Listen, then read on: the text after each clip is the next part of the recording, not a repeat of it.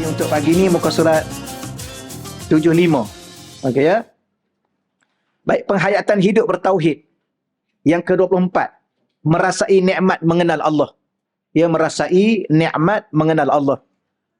Dah terlalu banyak kita mendapat nikmat kurniaan anugerah daripada Allah Subhanahu Wa Taala sehingga kita tidak mampu nak hitung nikmat tersebut. Banyaknya, dah lebih daripada cukup. Sadaqallahul azim. Ya, alhamdulillah. Hari ni saya baca ni, ada sesuatu mengganggu perasaan saya sikit. Jadi tersangkut-sangkut saya baca. Ingat pada guru saya yang mengajar. Allah. Ingat guru saya dulu, Mak Sujah, perempuan. Dia ajar saya sangat-sangat detail. Jadi kadang-kadang kita baca teringat balik pada beliau. Guru yang mengajar kita. Dengan sebab itulah kita boleh baca hari ni ya. Jangan lupa kadang-kadang kita hadiahkan ya Al-Fatihah pada guru-guru kita yang mengajar kita. Banyak jasa, terutamanya jasa guru yang mengajar Quran lah. Ya, setiap huruf kita boleh baca, kita dapat 10 ganjaran pahala daripada Allah. Tapi guru saya dulu dia ajar detail. Detail sangat-sangat. Ya, sebab tu setiap huruf tu kalau boleh kita bunyi satu-satu huruf. Saya cumanya masa saya baca surah Kahfi ni, saya dah berada pada tahap dia guru tu ajarlah, bukan saya. Guru tu ajar saya pada tahap bacaan hadar. Dia bacaan tahqiq, baca lambat-lambat, sebut satu-satu. Yang kedua dia ajar saya agak laju sikit bacaan tadwir, kemudian lajunya bacaan hadar. Jadi bila mana kita nak baca perlahan sikit tu, jadi banyak saya tersangkut-sangkut sebab kat sini dah biasa baca laju. Baca laju pun dalam keadaan kita sebut satu-satu. Satu-satu huruf. Kalau berhenti pun biar bunyi dengan jelas. Contoh, Kul hal nunabbi'ukum bil akhsarina a'mala. Bil akhsarina a'mala. Tak mau. Bil akhsarina a'mala. Alladzina dhalla sa'yuhum fil hayatid dunya. Satu-satu dia ajar dulu. Tapi teringat hari ni jadi tersangkut-sangkut pula saya. Jadi kalau boleh sebut satu-satu macam tu lah. Ya.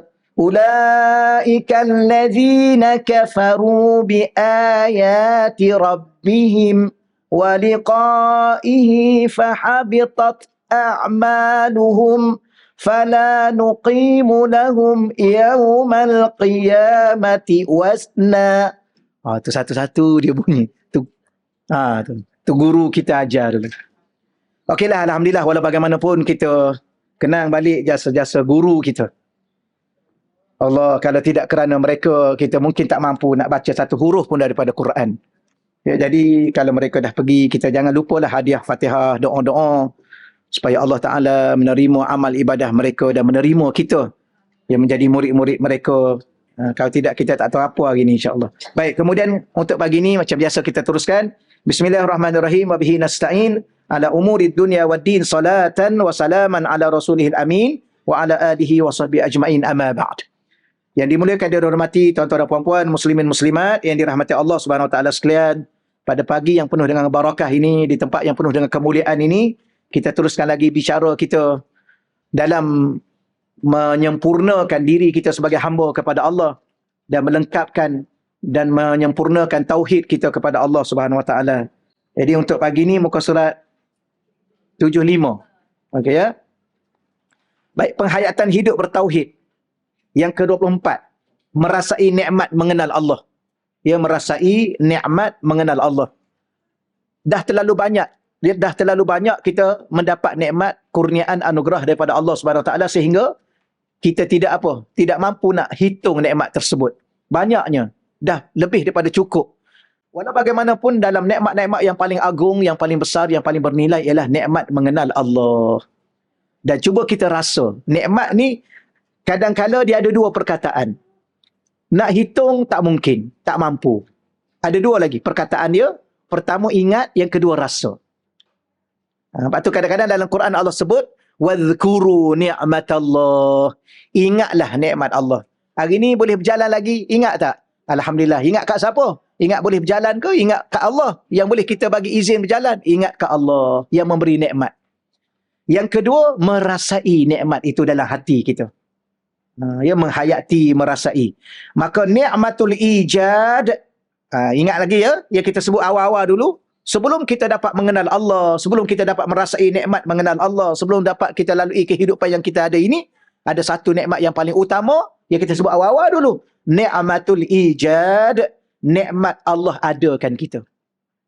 Jadi dengan adanya kita ini, menjadikan seseorang dapat merasai segalanya. Terutama merasai kelazatan mengenal Allah.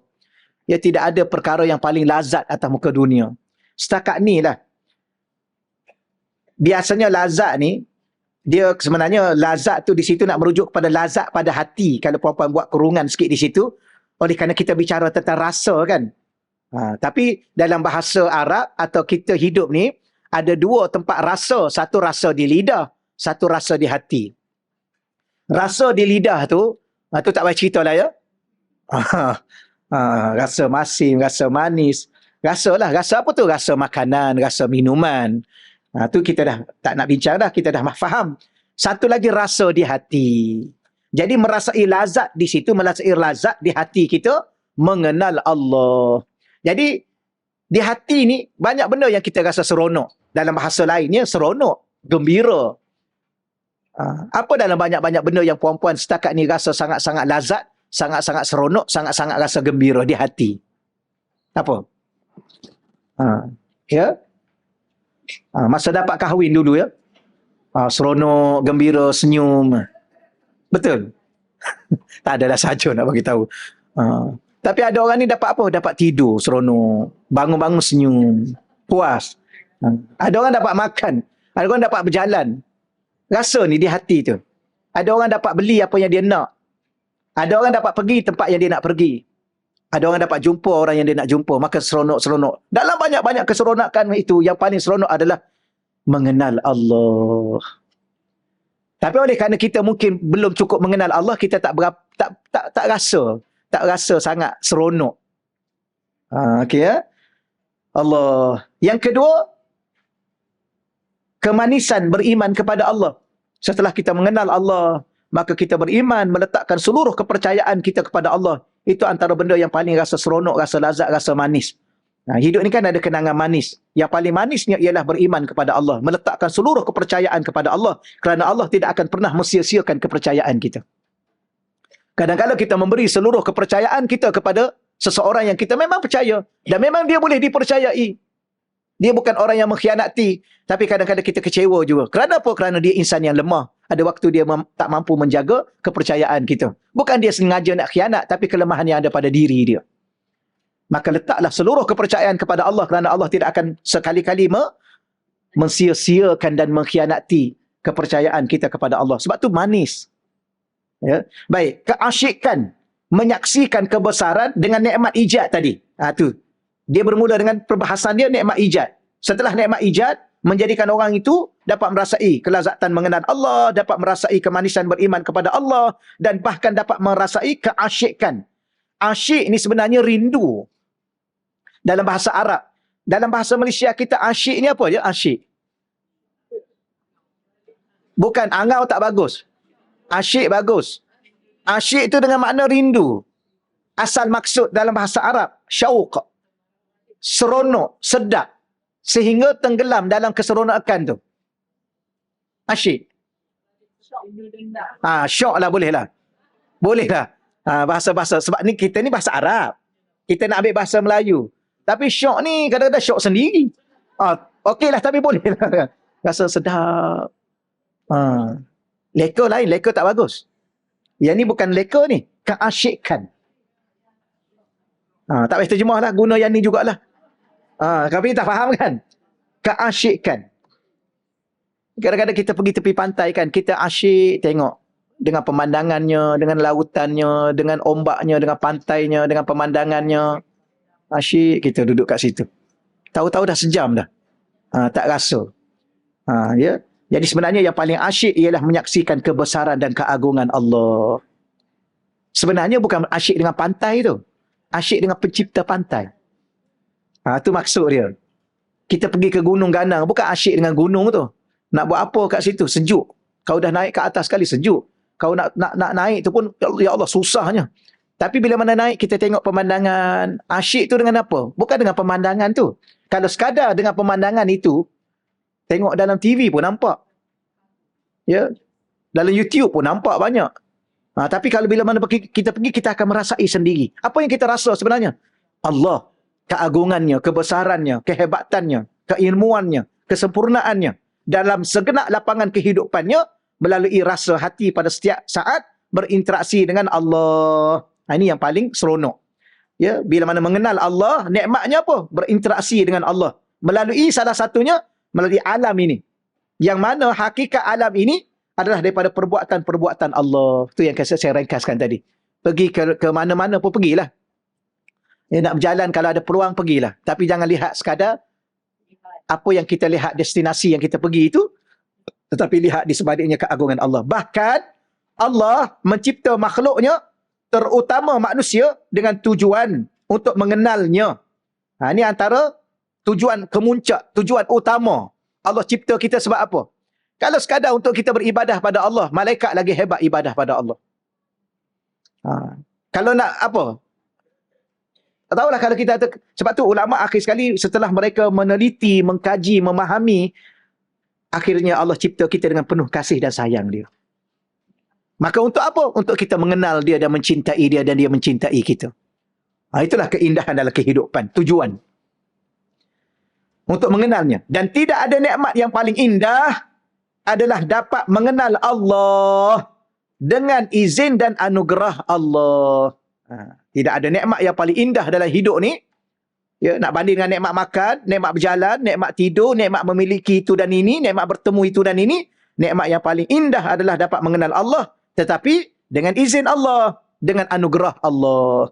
Maka minta izin. Ya Allah, tolong izinkan aku, ya Allah, untuk aku mengenalmu, ya Allah. Aku tahu aku tak layak mengenalmu, ya Allah.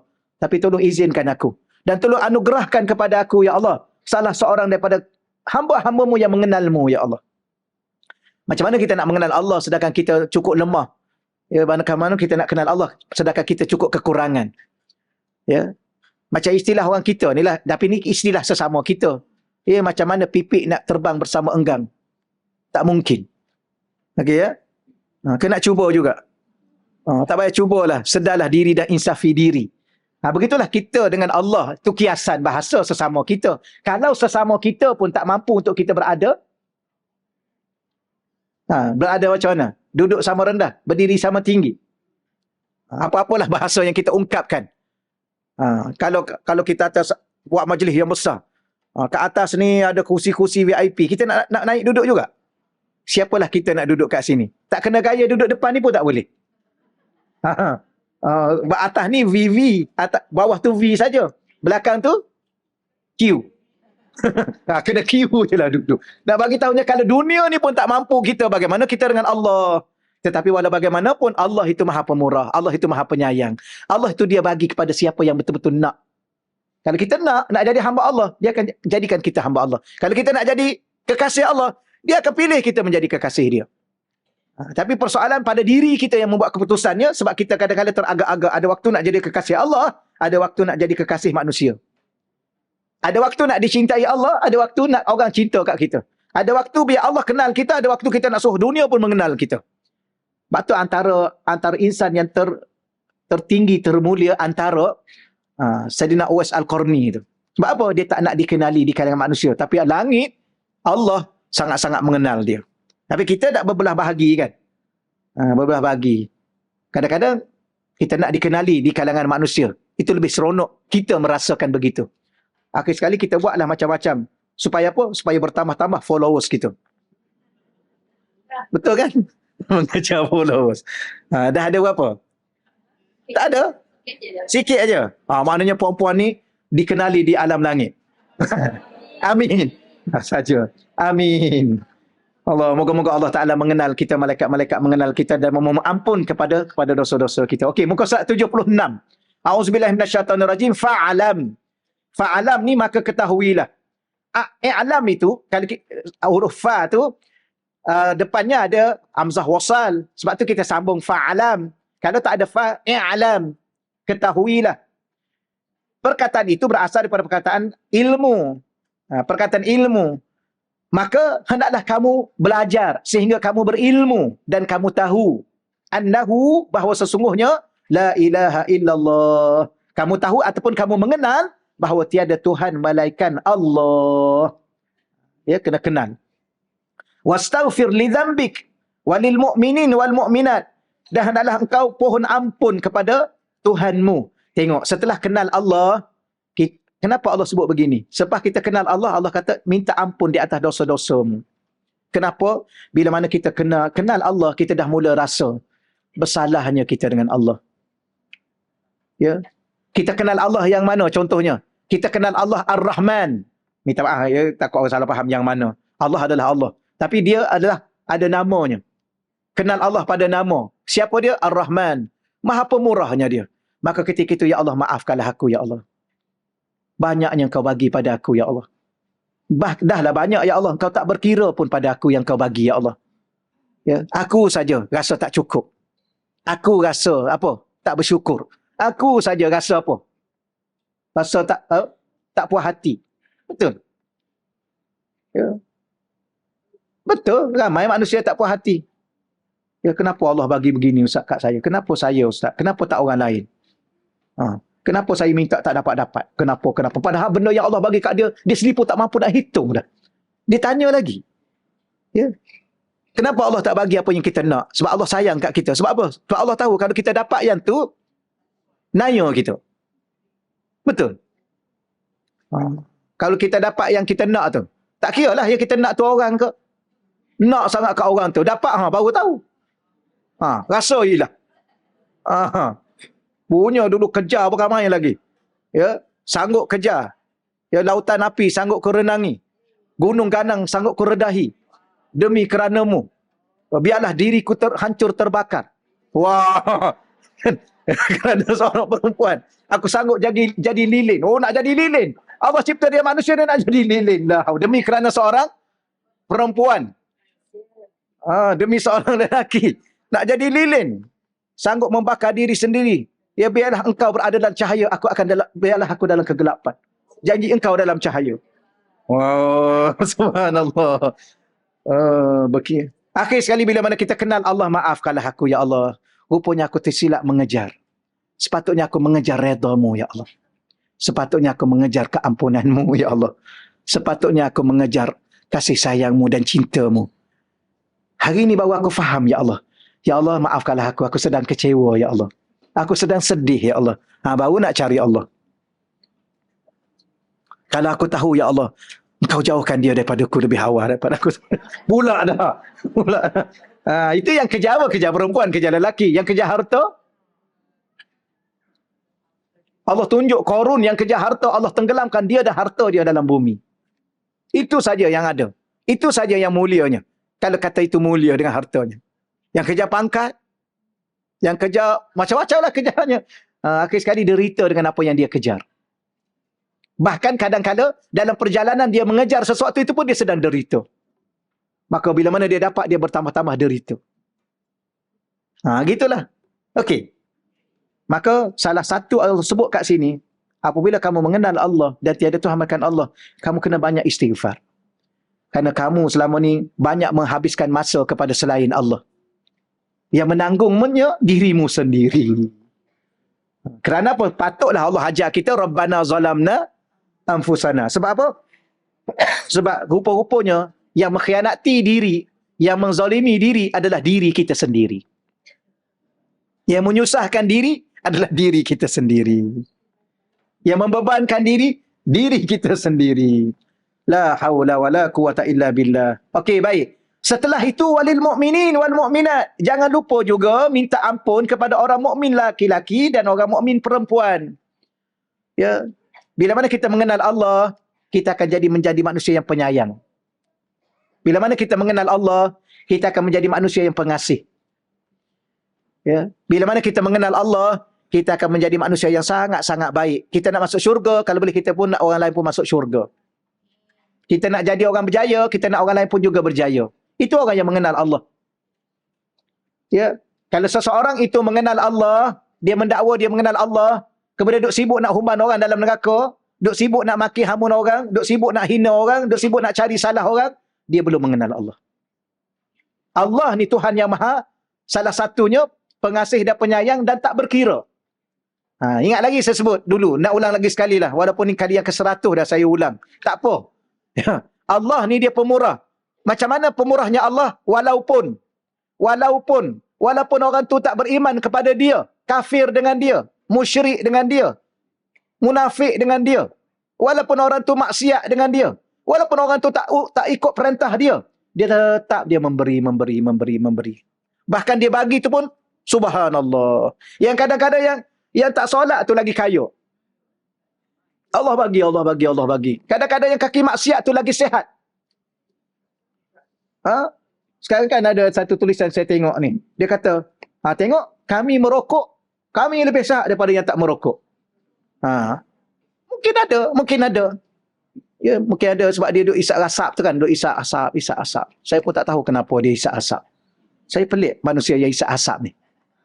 Ya, tak apa. Kita nak bagi tahunya. Buatlah apa pun. Allah bagi. Tengok ni kami ni minum sehat juga ni. Silakan minum. Silakan.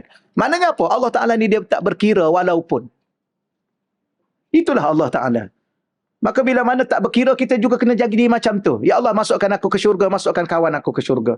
Ya Allah, masukkan aku ke syurga Firdaus. Tapi jiran aku, ya Allah, jangan lupa. Ya Allah, masukkan dia juga ke Firdaus. Ya Allah, yang datang ramai-ramai ni, ya Allah, ya tolong ampunkan dosa-dosa mereka dan masukkan mereka semua ke syurga.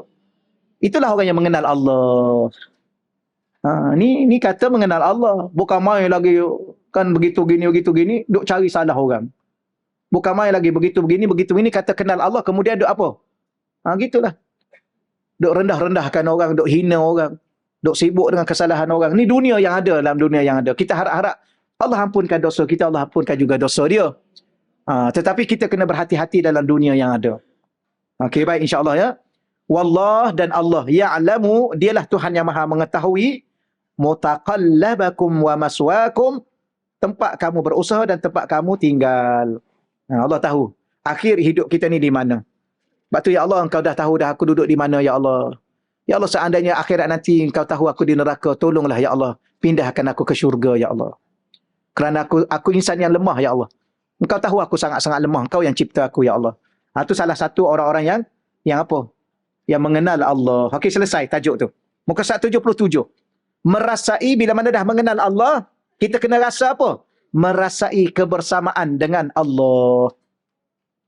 Ya, merasai kebersamaan. Rasa ni ya, ni tolong bolkan perkataan tu. Jangan salah faham, bimbang-bimbang orang yang tersalah faham. Ya, kalau gitu saya dengan Allah, Allah dengan saya. Rasa. Sebab tu kita, alhamdulillah, Allah Ta'ala ni hebat, dia bagi kita hati. Hati ni tempat rasa. Dan hebatnya hati tu salah satunya dia rasa apa? Dia rasa dekat. Dia rasa bersama. Jauh di mata, dekat di hati. Walaupun engkau jauh dari tempat apa? Walaupun engkau jauh dariku, hatiku sentiasa bersama denganmu. Tu, rasa. Betul. Kau dah tak ada rasa dah.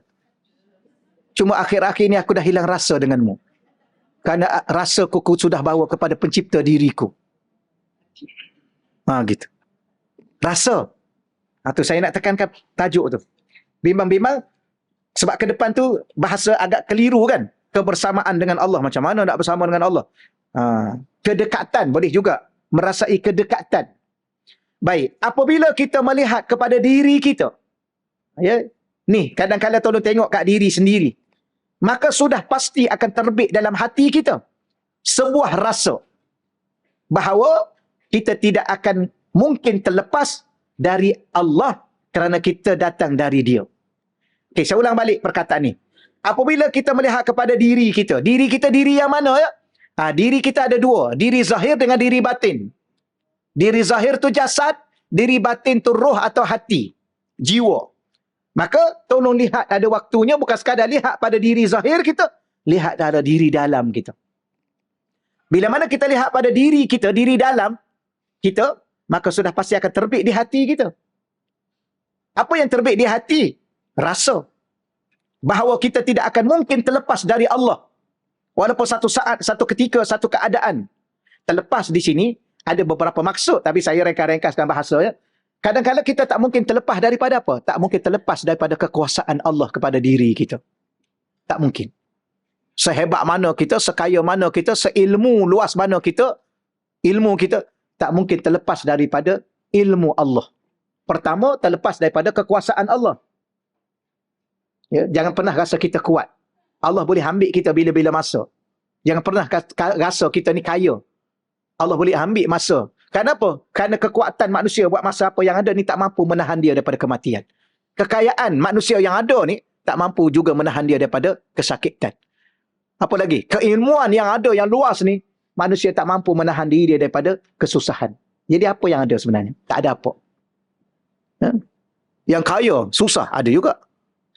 Duit memang banyak, kaya, tapi susah. Susah banyak benda-benda susah ni.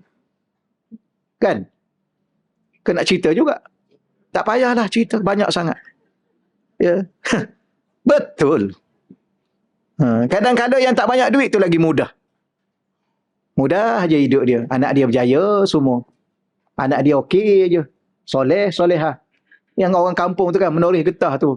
Anak-anak yang ni universiti, yang ni UM, yang ni UKM, yang ni UK, yang ni menoreh getah je dia. Kita ni apa ni? Kita ni pening kepala, anak 2 je. Dia 10 anak dia.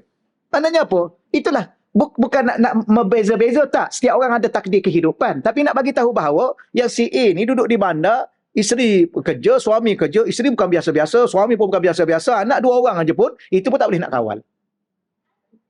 Betul. Ni, macam mana Ustaz, saya nak buat anak saya? Macam mana nak buat anak awak?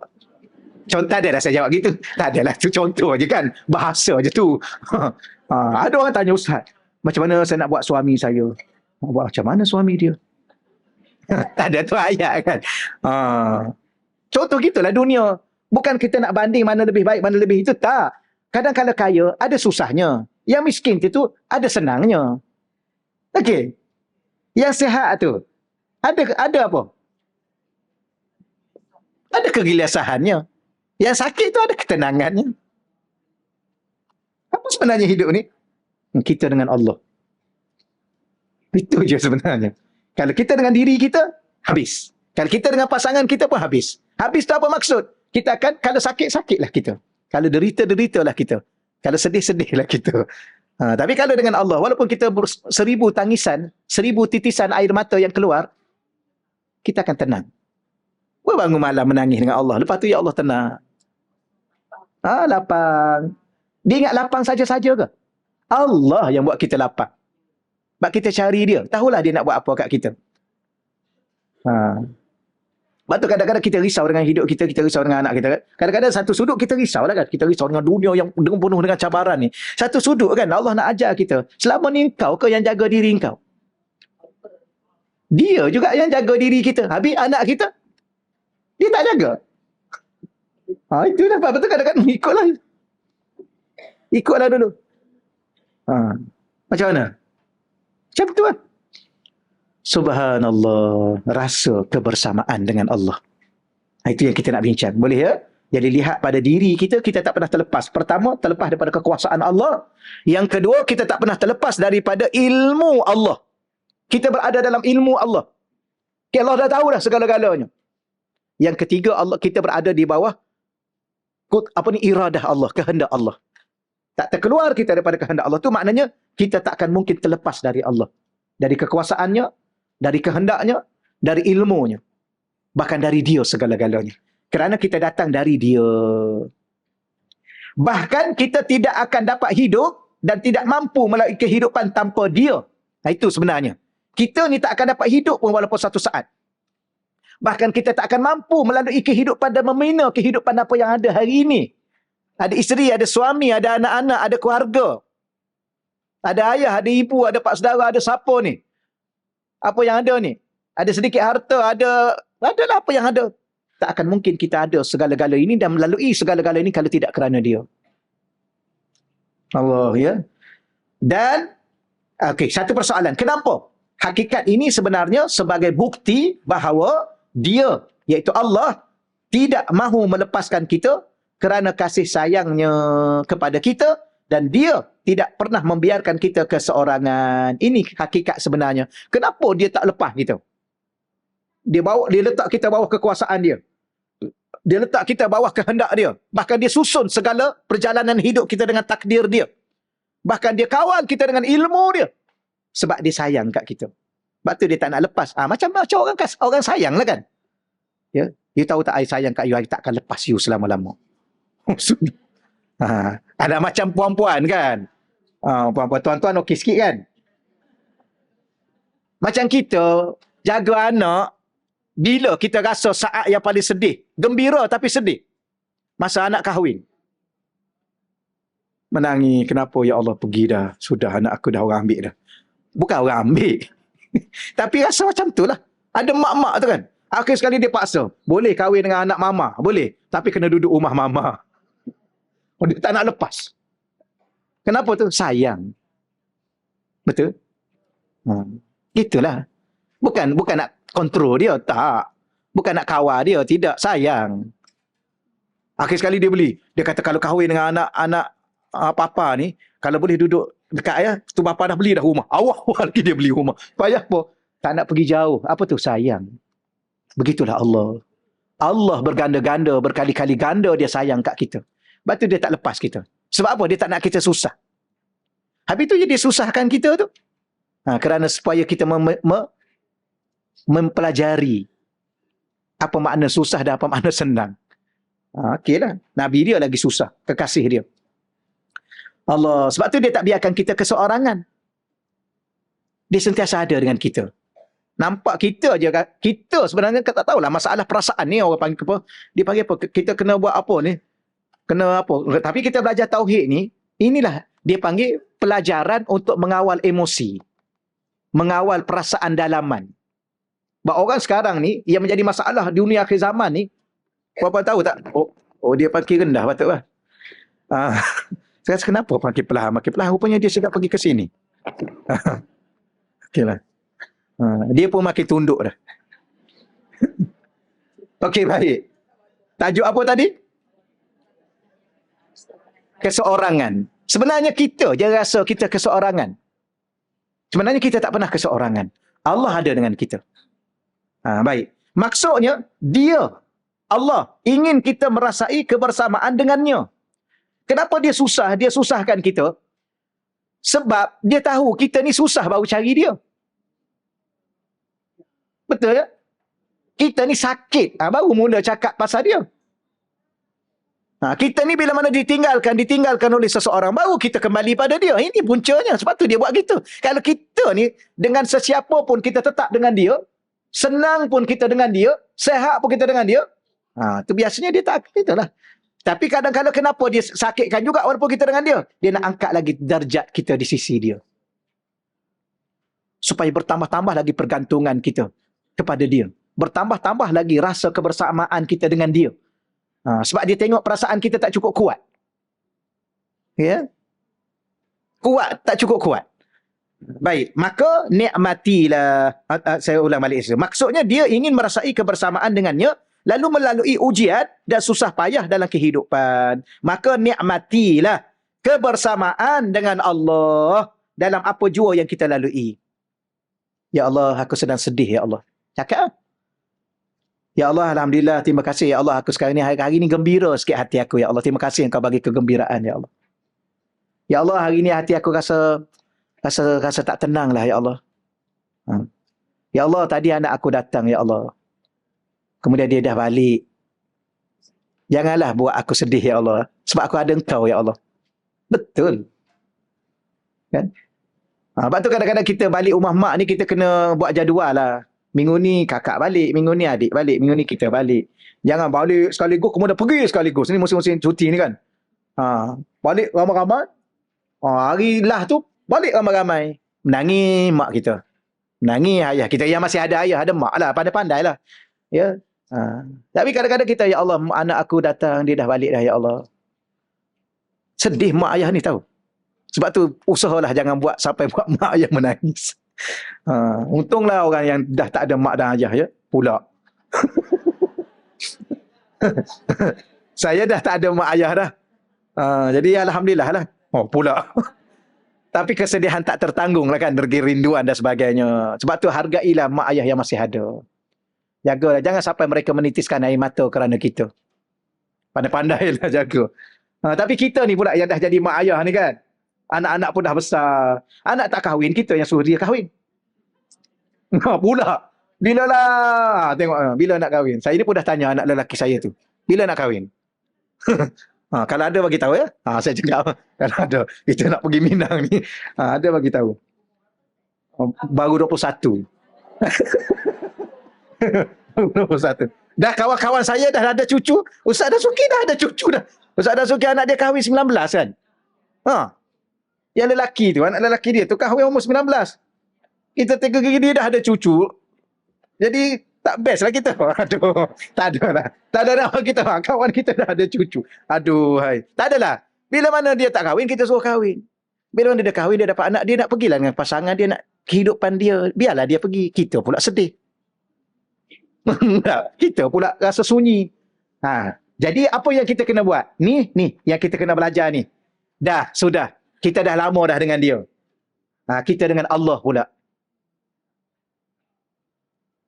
Dah mula dah. Memang Allah ni maha bijak lah, maha cantik, maha indah lah dia susun kita. Dia cepat-cepatkan anak kita kahwin. Okey, pergi. Tinggal kita dengan pasangan kita. Apa nak kena buat? Okey, Allah nak dah kita dengan dia. Sebenarnya Allah nak buka ruang kita dengan dia. Itu sebenarnya. Maka masa tu gembira lah.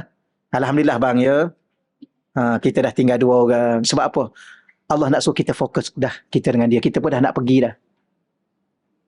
Kalau boleh kita pergi dan kita pastikan kubur kita menjadi taman-taman syurga. Macam mana nak buat? Pulun lah.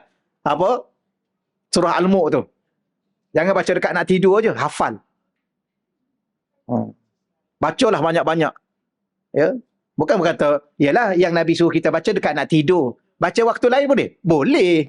Bolehlah bacalah waktu lain pun. Baca banyak-banyak. Ya Allah, sebelum aku meninggal dunia, aku nak baca 100,000 kali, ya Allah. Aku nak pastikan kubur aku tidak ada azab kubur, ya Allah. Aku masuk saja tak ada azab. Kalau kubur dah tak ada azab, maknanya ada nikmat. Salah satu nikmatnya dia menjadi taman syurga. Akhirat itu lebih mudah pasti ke syurga. Dengan izin Allah.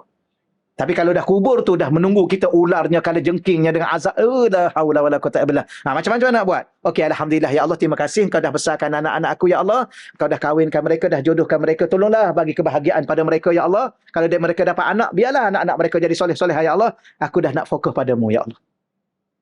Tolong letak dalam hati aku ya Allah rasa kebersamaan denganmu.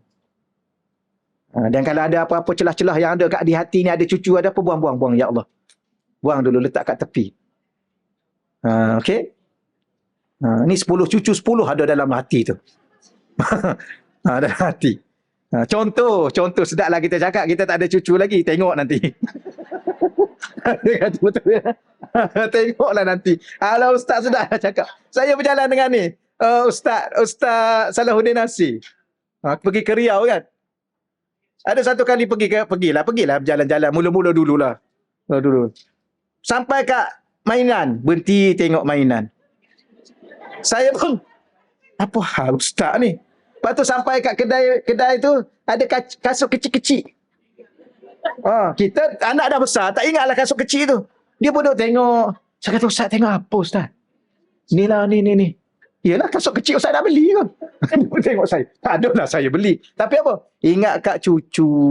Oh, macam tu kan? Dia kata, hantar sikit lagi. Tunggulah hantar. Dia kata. Tunggu. Oh, macam tu punya. Betul ya? Oh, subhanallah. Susah nak cakap. Oh, macam tu. Dia pun cerita. Saya pun baliklah. Pergilah kat tu. Balik dengan dia lah. Saya kata, apa cerita Ustaz? Cerita sikit Ustaz. Dia kata, Ustaz, saya ni pernah bergaduh dengan anak saya Ustaz. Kenapa? Pasal cucu. Satu kali, saya kata, bergaduh macam mana Ustaz? Saya bergaduh, saya marah-marah anak saya. Ni bulan Ramadan dia kata.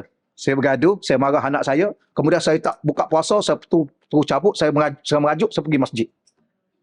Saya kata, apa cerita Ustaz? Oh, dia kata ni lah. Dia panggil apa? Penangan cucu kamu.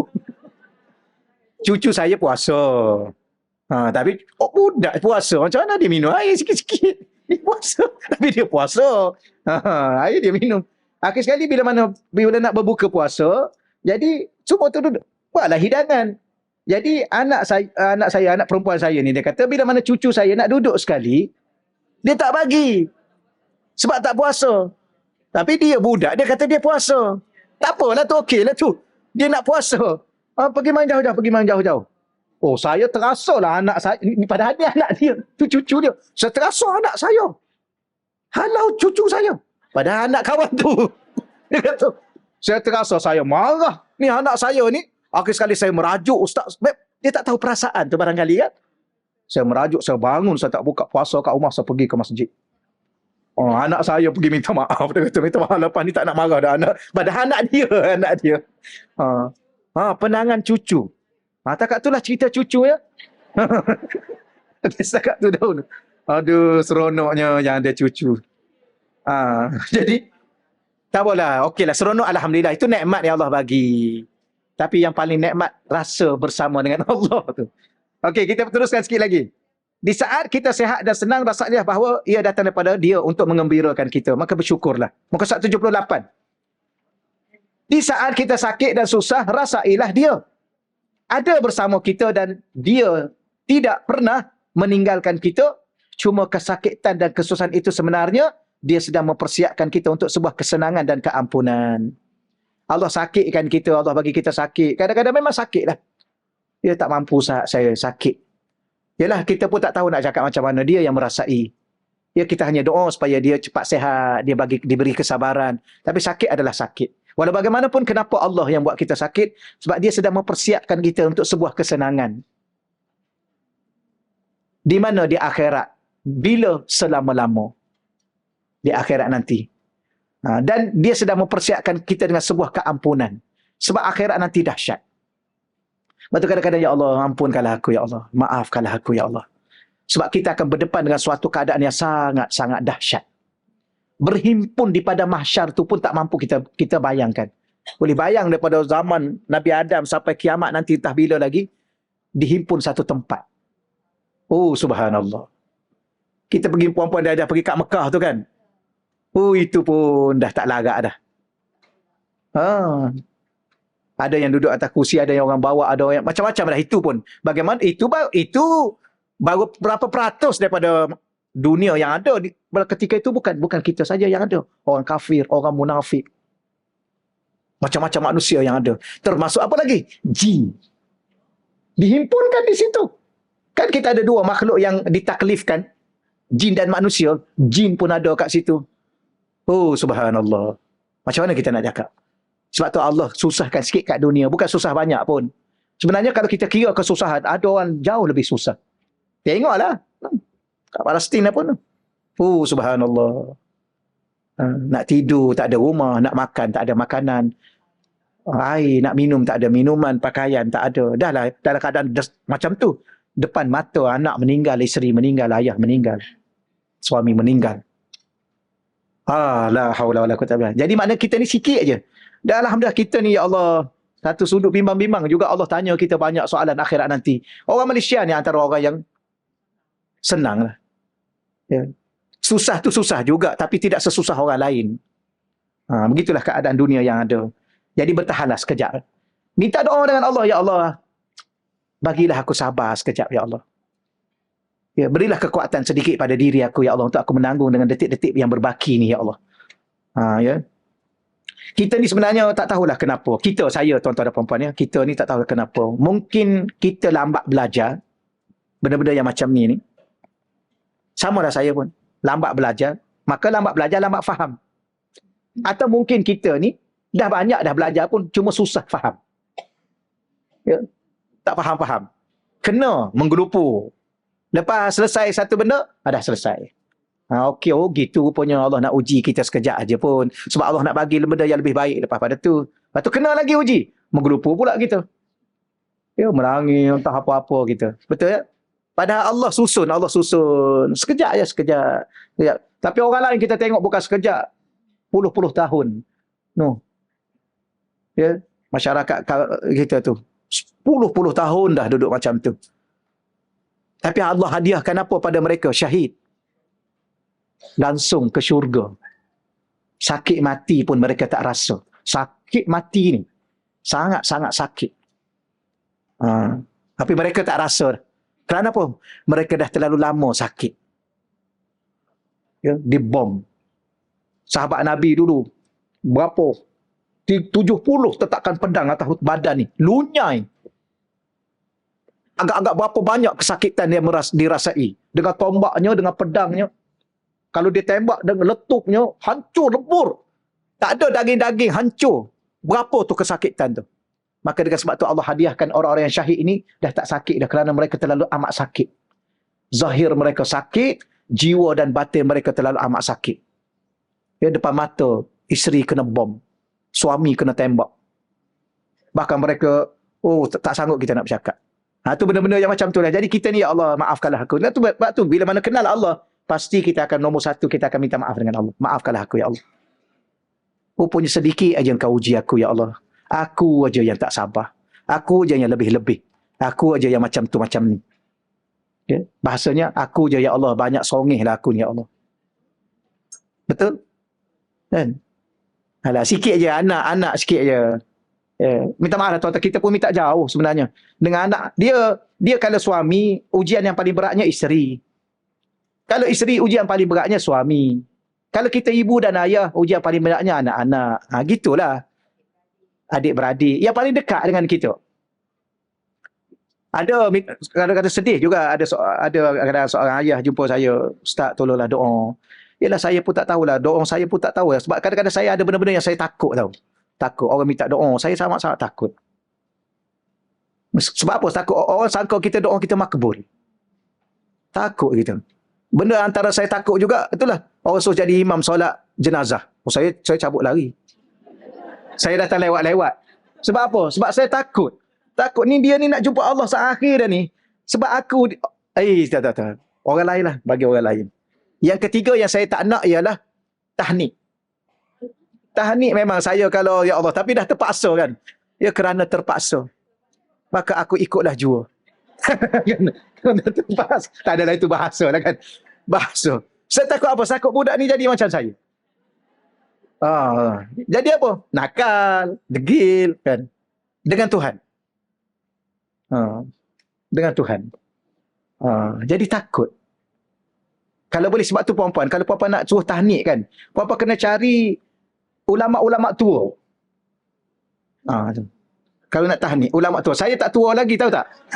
Subhanallah. Aduh, ni salah juga ni. Ya, tak cukup tua lah. Dah tua dah pun. Tapi tak cukup tua. Aduh. Ulama tua maknanya apa? Yang orang alim. Orang betul-betul alim.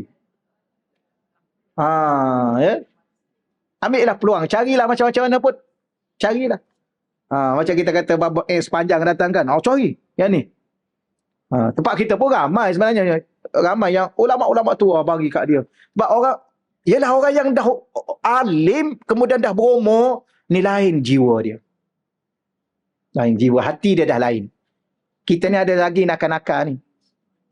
Ya, solat lewat. Dah muda lagi kan? Solat lewat lah. Subhanallah. Baca Quran pun berkira lagi. Baca dah satu muka, menguak 10 kali. Tutuplah dulu. Orang tua lain. Ulama-ulama dia tak nak apa dah. Kita ni ada lagi nak pergi sana, nak pergi sini, nak berjalan, nak suka-suka. Sebab tu kadang-kadang kita duduk seorang-seorang, ya Allah, apa aku ni? Padahal tak salah pun kita buat tu pun. Benda harus je. Tapi, itulah sebab tu saya kata, salah satunya kalau orang minta doa, saya takut. Tak apa minta. Tapi kadang-kadang datang, Ustaz tolong doa Ustaz. Saya ada anak seorang je, ada anak. Tapi dia keluar tak nak balik Ustaz. Sedih. Habis nak macamnya, tak apalah saya bagi amalan kepada saya pun solat hajat sikit-sikit. Itulah yang boleh saya bantu. Tapi nak cakap apa kadang-kadang, tak apalah biarlah dia keluar dulu dia nak pergi. Biar dia cari dulu hidup dia. Dia sakit dia tahulah balik. Tapi mak ayah kan rindu kan. Dia seorang akak ni, akak Ustaz, anak perempuan saya Ustaz keluar sewa rumah tak nak balik. Ha. Okey, pastikan dia duduk di tempat yang selamat, kemudian biarkan doakan dia. Tapi anak perempuan risau juga kan. Yang belum kahwin, dia belum kahwin. Jadi, la haula wala quwata illa billah. Macam mana nak buat ya?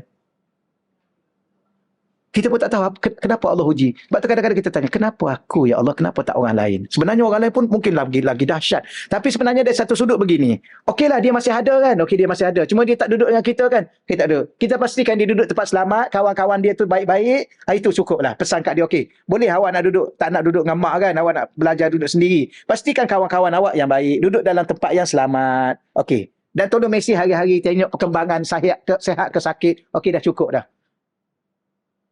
Bagaimana kalau Allah ambil dia mati terus? Daripada Allah ambil dia. Mana itu bentuk-bentuk ujian. Okey, tak apa dululah. Ya Allah, aku sabar dulu ya Allah. Tolong bagi aku sabar ya Allah. Masa tu doa lah, ya Allah. Bacalah apa-apa pun ayat-ayat syifa ke, ayat-ayat apa-apa ke. Ada ayat telipati nama dia yang saya belajar dengan Amarah untuk Garundin. Baca ayat tu, moga-moga dia balik. Ya.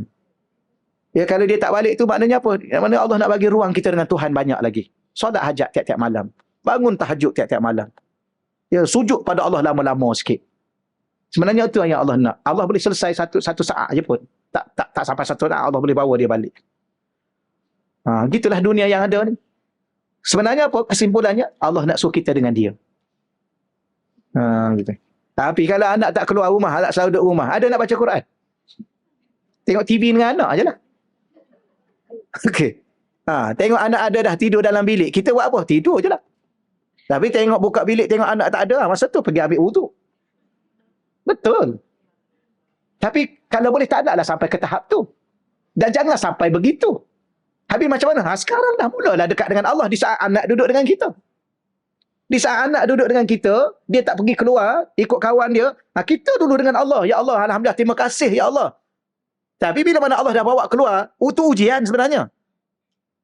Hati itu duduk pada Allah, itu ujian. Kenapa? Kerana Allah nampak kita, dia ada, kita tidur. Kan? Dia ada dengan kita tengok TV lah, cerita Hindustan dengan dia. Oi, kenapa bang? Kenapa dia tak naik kereta api tu bang? Dah lama kan?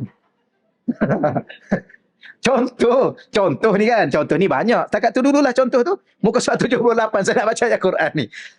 Allah, la haula wala quwata illa billah. Saya pun sama lah tuan-tuan dan puan-puan ya. Saya pun duduk belajar. Duduk dengan syekh. Kadang-kadang kena tegur, kadang-kadang kena marah. Gitulah dalam kehidupan kita masih belajar menjadi hamba yang sempurna. Harap-harap sebelum kita meninggal dunia nanti, Allah sempurnakan kita sebagai hamba kepada Allah.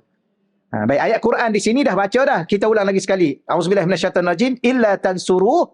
Ya, jikalau kamu tidak membantunya di sini Nabi Muhammad, faqad nasarahullah. Sesungguhnya Allah telah membantunya. Ya, ada ni cerita bila ni? Masa Nabi hijrah. Kisah ni kisah Nabi hijrah. Kenapa? Kerana orang kafir Quraisy yang ada di Mekah tu, ya, walaupun ada ahli keluarga Nabi kat situ, tapi menghalau Nabi. Ya, nak bunuh Nabi, tak bantu Nabi. Tu maka Allah kata, kalau kamu tak tolong Nabi Muhammad, sesungguhnya Allah lah yang telah menolongnya. Idh akhrajahu alladhi, dan ingatlah ketika mana ya dia dikeluarkan oleh orang-orang kafir. Ya, alladzina kafaru, oleh orang kafir. Saniyasnain. Dia iaitu Nabi Muhammad itu salah satu daripada dua orang tu. Saniyasnain ni salah satu daripada dua orang. Idh huma, ketika mana kedua-duanya itu fil ghar, berada dalam gua. Ini cerita Nabi kita Muhammad sallallahu alaihi wasallam dengan Sayyidina Abu Bakar As-Siddiq. Dua-dua duduk dalam gua. Idh yaqulu li sahibihi, dan ingatlah juga ketika mana dia iaitu Nabi Muhammad berkata kepada sahabatnya, la tahzan, jangan kamu sedih. Kenapa? Innallaha ma'ana, Allah bersama dengan kita. Ni kita bila ni? Ketika mana Sayyidina Abu Bakar dah gua dengan Nabi, maka kafir Quraisy dah sampai ke pintu gua dah. Bila mana kafir Quraisy dah sampai ke pintu gua, dan kita dah tahu peristiwa hijrah kan? Maka bimbang. Ya, sedih di sini bimbang. Ya, Sayyidina Abu Bakar tak apa, dia kata, wahai Rasulullah, kalau mereka tengok ke bawah sikit, pasti dia nampak kita, wahai Rasulullah. Maka Nabi kata, la tahzan, jangan sedih, jangan bimbang, jangan risau. Sebab apa? Allah ada dengan kita. Ni ayat ni tengok. Kalau kita tak belajar akidah ahli sunnah wal jamaah, ayat ni berapa ramai orang-orang yang terjemah secara literal, dia boleh sesatkan pemahaman dia. Apa makna ayat ni? Jangan risau. Allah ada dengan kita. Oh, maknanya Allah ada dalam gua lah. Jadi, hari itu Nabi Muhammad, Sayyidina Abu Bakar dan Allah. Oh, Allah duduk dalam gua apa? Gua Thur. Ni, kalau ikut ayat ni. Sebab tu, ada orang kata, oh, tu Allah duduk atas langit sebab ada ayat Quran. Sumastawa ila sama. Habis ayat ni nak letak kat mana? Ni. Sebab tu saya kata, jangan kita ni Quran ada 6,000 ayat. Ada orang baca Ar-Rahman ala arsyistawa. Allah duduk atas arash. Itu satu ayat. Ni ayat ni nak letak mana? Oh, maknanya Allah duduk atas arash. Ya. Allah juga duduk atas langit. Ya. Allah juga duduk dalam gua Sur. Ya. Tu akidah siapa macam tu? Itu bukan akidah ahli sunnah wal jamaah. Ya, sebab tu kita kata, lagi sekali, alhamdulillah kita ikut, kita orang Selangor. Kita ada mufti Selangor. Jadi mufti Selangor dan ahli jawatan Majlis Fatwa Negeri Selangor menyokong RUU mufti untuk menetapkan satu definisi yang jelas tentang akidah ahli sunnah wal jamaah. Agar masyarakat awam tidak terkeliru dengan ajaran-ajaran yang di luar sana, yang kata Allah duduk atas langit, Allah duduk atas arash. Ni, tak nak kata Allah duduk dalam gua Sur. Ni ayat ni. Ni ayat Quran ni. Jadi, apa maksudnya? Nak kena belajar akidah yang benar. Maksud yang benar. Apa makna ayat tu? Bersama dari sudut mana? Kebersamaan dari sudut menguasai, mengetahui. Maknanya kena terjemah lah, kena tafsir. Kena tafsir lah. Kalau ayat ni kena tafsir, ayat tu takkan tak nak tafsir. Sebab tu ulama akidah ahli sunnah mengatakan Allah di atas arasy itu bukan duduk. Kerana dia tidak perlu kepada tempat untuk dia duduk. Tempat tu pun tak ada pun sebelum ni. Dia yang baru menciptanya. Habis apa makna? Setengah mengatakan maksudnya wallahu alam. Serah balik pada Allah apa yang maksud sebenar. Maka ada setengah ulama mengatakan menguasai. Itulah terjemah akidah yang benar. Akidah ahli sunnah wal jamaah. Aliran Asy'ariyah dan Maturidiyah. Sebagaimana fiqh kita ada 4 aliran. Mazhab Hanafi, mazhab Maliki, mazhab Syafi'i, mazhab Hambali. Inilah daripada Nabi lah ni. Ni pewaris-pewaris Nabi. Maka Malaysia ni nak ditetapkan untuk orang awam macam kita ni mazhab Syafi'i. Supaya kita tak keliru, kita orang awam. Untuk pemerintah ni dia tak apa. Dia tak terikat dengan satu-satu mazhab kerana pemerintah tu akan melihat maslahah kepada negara, maslahah kepada rakyat. Itu pemerintah tak apa dia. Dia ada satu bab pemerintah ni dia ada maslahah. Maslahah ni apa dalam bahasa Arab, bahasa Melayu kita ya? Ada sesuatu kebaikan dia boleh nampak untuk negara, maka dia boleh. Sebab itulah zakat, asalnya Imam Syafi'i, zakat mazhab Syafi'i itu beras. Tapi ditukar pada duit. Untuk tengok maslahah semasa. Okay, itu pemerintah berhak. Tapi kita orang awam tak boleh. Sebab Nabi sendiri pun tak pernah pun keluar zakat duit. Nabi keluar zakat apa? Nabi ada pernah keluar zakat beras. Habis yang Imam Syafi'i kata beras tu, Imam Syafi'i tak pandai. Sebab dia tengok keadaan setempat. Maslahah setempat. Jadi untuk kita orang awam, puan-puan kena bagi tahu ke anak-anak tu. Kita sendiri kena sokong RUU mufti ni. Sebab apa? Sebab mufti kita sokong. Mufti Selangor kita ni duduk Selangor, kita terikat dengan Selangor. Sebab tu kadang-kadang orang tanya saya, Ustaz, baru ni ada jawatan mufti keluar sekian-sekian. Jadi saya keliru. Kenapa keliru? Saya tanya. Sebab negeri lain cakap macam lain. Kenapa pula kita nak ikut negeri lain? Ya, kita ada jabatan agama Islam sendiri, kita ada majlis agama Islam sendiri, kita ada jabatan mufti dan kita ada mufti sendiri. Bila mana mufti kita kat Selangor, kita duduk di Selangor, mufti Selangor keluar fatwa, kita kena ikutlah sebab kita duduk kat Selangor. Oh, saya keliru. Kenapa keliru? Sebab mufti lain cakap macam ni. Kenapa mufti lain cakap macam ni kita nak ikut pula? Pergi duduk kat negeri tu lah. Sudah, kena halau pula dah. Tak ada lah macam tu. Saja kita nak bagi tahu. Macam kita Malaysia kan. Kita Malaysia, kita raya hari apa? Lepas tu dia tanya, Ustaz, Thailand dah raya, Ustaz. Indonesia pun raya. Pergi duduk di Indonesia. Pergi. Ibu-ibu, bapa-bapa, pergi. Tak adalah. Tapi kalau tuan-tuan dan puan-puan duduk Malaysia, ikut Malaysia lah. Kita kan ada jabatan agama, kita JAKIM apa semua sekali. Okey ya? Cakap tu lah. Tak, saya nak sebut yang ni. Ya. Cuba pergi kat Jabatan Mufti, tanya bahagian research dia tu, apa akidah Ahli Sunnah wal Jamaah di kita kat Selangor. Bagaimana kita berpegang? Allah wujud tidak perlu kepada tempat. Ini ayat ni kata duduk dalam gua ni. Ini makna dia lain. Kena belajar. Sebab tu kena belajar. Ikut ulama. Jangan ikut terjemah sendiri. Ni baca-baca, lepas tu faham sendiri, lepas tu hukum sendiri, lepas tu sembang sendiri, lepas tu nak lawan orang sendiri-sendiri. Ini benda yang berlaku. Daripada mana I baca? Mana I faham macam ni? Kemudian, macam tu lah. Okey ya? Okey, setakat tu dulu. Dia kadang-kadang benda gini kena detailkan. Ni nak habis dah ni, masa nak habis dah.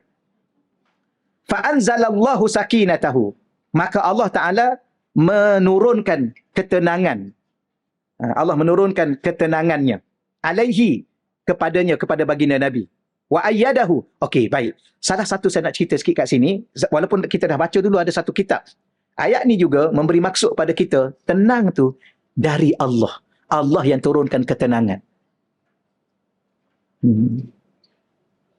Jadi ada saya baca satu kitab tu, bagus juga dia punya bahasa dia, kitab Arab. Dia kata kenapa kita ni kadang-kadang tak boleh nak tenang.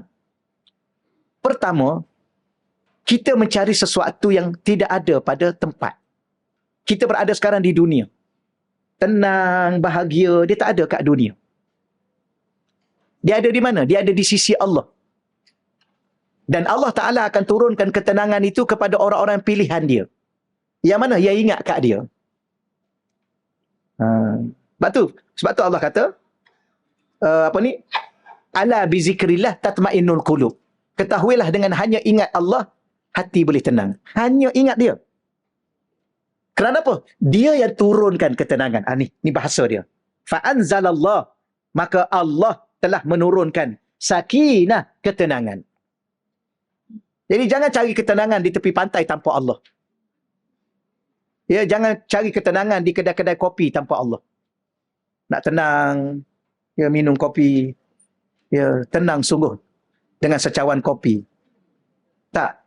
Jangan cari ketenangan dengan diri siapa-siapa sekalipun, dengan manusia apa pun. Ustaz, saya nak jumpa Ustaz boleh? Kenapa? Alah, saya ni tak tenang lah duduk seorang-seorang. Kalau duduk sembang dengan Ustaz boleh tenang.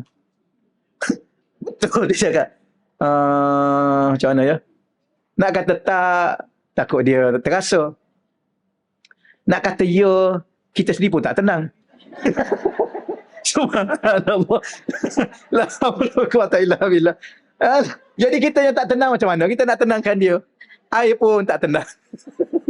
Subhanallah. Contoh kan, begitulah keadaan kita kan. Ya? Macam mana nak buat-buat? Pura-pura. Jadi layan je lah ya. Layan je lah, duduk je lah. Begitulah contoh.